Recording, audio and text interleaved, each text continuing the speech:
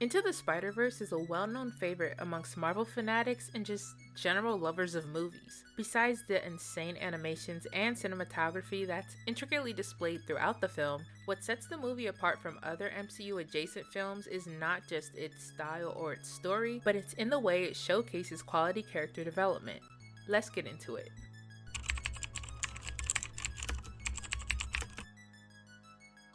So the story follows Miles Morales. Miles is in a very awkward phase when he's first introduced. He feels like he doesn't fit in at his school and he has a hard time with meeting the expectations that everyone demands of him. This is shown through him trying to seem cool in front of the people who go to the public school near his house, while also trying to purposely fail his quiz to get kicked out of the prep school that he goes to.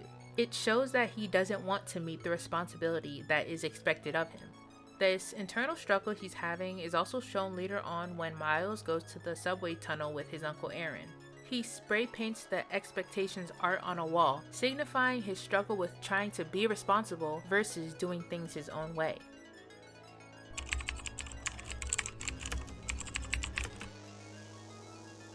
Besides getting bitten by a radioactive spider, the death of Spider-Man in Miles' universe is the first pivotal point of his journey. It's the first time Miles is willingly making the choice to take on responsibility and be someone people can count on. Even though he takes the Spider-Man role seriously, it doesn't mean he's ready or fully understands what it truly means to be Spider-Man. Miles is thrusted into taking on this responsibility when Spider-Man gives him the collider and tells him the magnitude of its role in stopping Kingpin.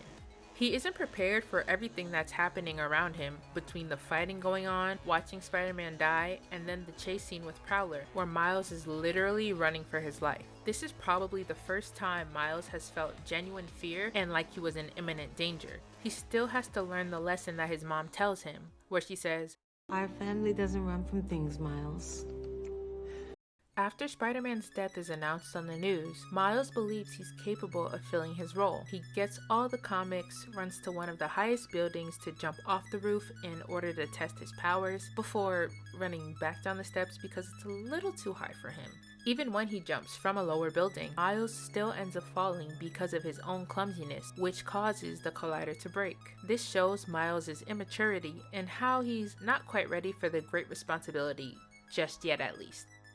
Miles also has a hard time controlling his powers, and they only seem to work when he's in immense fear as a fight or flight response. An example of this is Miles dealing with the inconvenience of his sticky fingers. This aspect of his powers first activates when he's talking to Gwen or Gwanda. Miles is nervous to talk to her, and there are visual representations of his anxiety shown, from his sweating and thoughts that are going a mile a minute. So, due to this, Miles' fingers get stuck on Gwen's hair. Another example is when Miles is in Alchemax with Peter. While they're in Doc Ock's office, Miles gets stuck on the ceiling light because his sticky fingers start to act up again. Peter tells him to relax and be in the moment so Miles can unstick himself. The only way Miles can do this is when he starts singing Sunflower like he did at the beginning of the movie.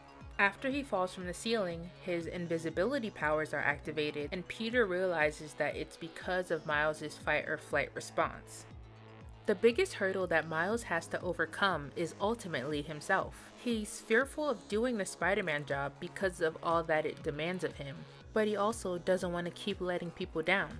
This comes after the Spider Gang from the different multiverses challenge Miles to see if he can get back up and has what it takes to do the job, but he can't. They think he isn't ready because he doesn't have control of his powers yet and he can't withstand the pressure.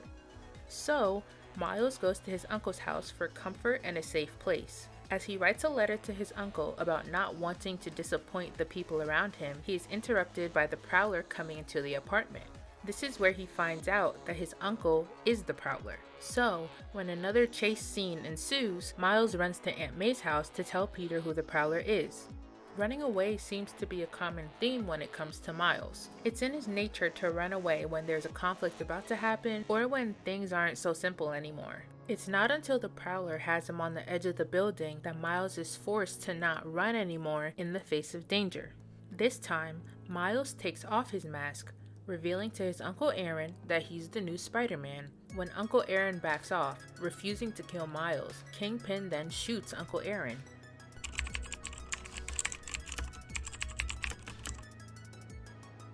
Aaron's death is a big catalyst for Miles' character growth because it's the first real moment of tragedy that's a direct result of Miles being Spider-Man. It's his Uncle Ben moment, in a sense. You're the best of all of us, Miles. You're on your way. Just keep going. This is where Miles truly feels the personal weight and gravity of what the role of Spider-Man means. It's essentially the setup for one of his ultimate character growth moments. At first, he reacts how you would expect, given his recent loss, by getting angry and throwing things around his bedroom. This is where the Spider Gang tells Miles that they've all been where he's at, too. And Peter Porker says it best. Miles, the hardest thing about this job is you can't always save everybody. So now Miles is at a standstill. He wants to be useful and help people, but he's also at a loss because it feels as if he's been doing the opposite this whole time. He argues with Peter about him being ready to fight Kingpin, since Peter thinks he's not ready. And if Peter stays in Miles' universe, then he'll die. So Peter webs Miles to a chair and tells him to Venom Strike or turn invisible on command, but Miles can't. And this is where Peter says the famous quote about taking a leap of faith. When will I know I'm ready? You won't. It's a leap of faith. That's all it is, Miles.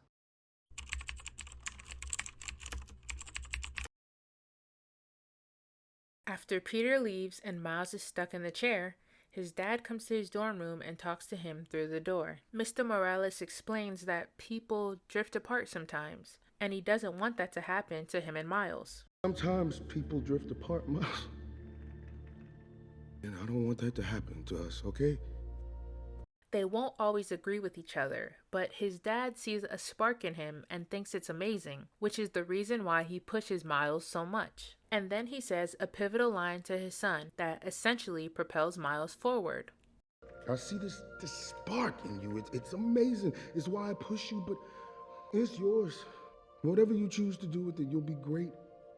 Mr. Morales is giving Miles permission to find himself in the way that Miles wants. Throughout the movie, Mr. Morales is constantly encouraging Miles to fit this mold of what he wants him to be, instead of acknowledging and nurturing the parts of Miles that he's unfamiliar with.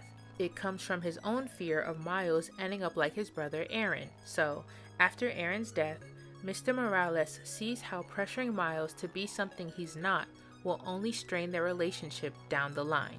Him allowing Miles to choose what he wants to do with his spark is the sliver of belief that Miles needs to push forward. And after Mr. Morales leaves, Miles breaks free from the chair and is able to control his powers.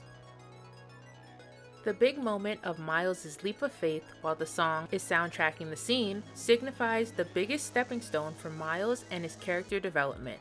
He decides to stop running away from uncertainty and to run towards it instead. The visual elements of this scene showcase how Miles is no longer letting fear stop him as he just takes the leap. In a literal sense, when he jumps off the building, and in his mindset too. He's able to stop himself from hitting the ground by using the gadgets that Aunt May gave him, while also styled in the new suit that he spray painted himself. The personalized details of his new suit and his ability to web swing through New York prove that Miles is finally starting to pave his own way as Spider-Man. And just because things are scary, it doesn't mean that he can't face them head on. This transformation is cemented by his comic book being placed with the others at the end of the scene.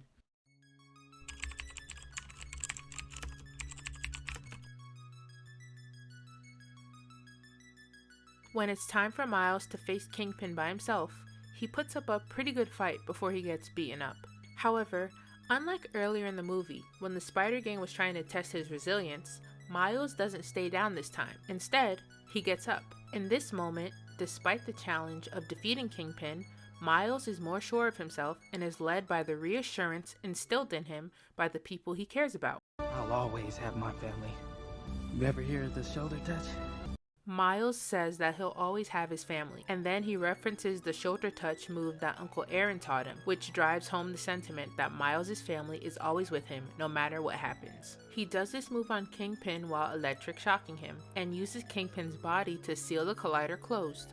This scene depicts a collision of not just Kingpin versus Miles, but also the theme of standing still versus moving forward. Kingpin has allowed himself to be stunted by grief due to the loss of his family, so he's operating from a place of denial and stubbornness. Kingpin won't accept the fact that his family can't come back, and in his eyes, anything that gets in the way of this vision that he has is just collateral and deserves to be destroyed. So, he's stuck in his own cycle of grief, never getting out and never moving forward. Meanwhile, Miles has gone through his own grief because of Kingpin killing his uncle, and obviously Miles is heartbroken about Aaron's death and even believes it was his own fault. But even with that happening, Miles didn't stay stuck in his grief. He kept moving forward into fulfilling his duty of becoming Spider-Man and used everything he's experienced throughout the movie to propel him to become the best hero that he can be. At the end of the movie, there's a full circle moment where Miles does his Spider-Man introduction. It solidifies the true start to his Spider-Man journey, but it also showcases the growth Miles has made to get to this point. When I feel alone, like no one understands what I'm going through, I remember my friends who get it. This leads to another full circle moment where Miles is back in his room listening to Sunflower, just like he did in the beginning of the movie. But this time, Miles knows that he's not alone. So I'm Spider-Man. I'm not the only one. I hope you all enjoyed the video. Please let me know your thoughts down below, and thanks so much for watching. I'll see y'all in the next one. Bye!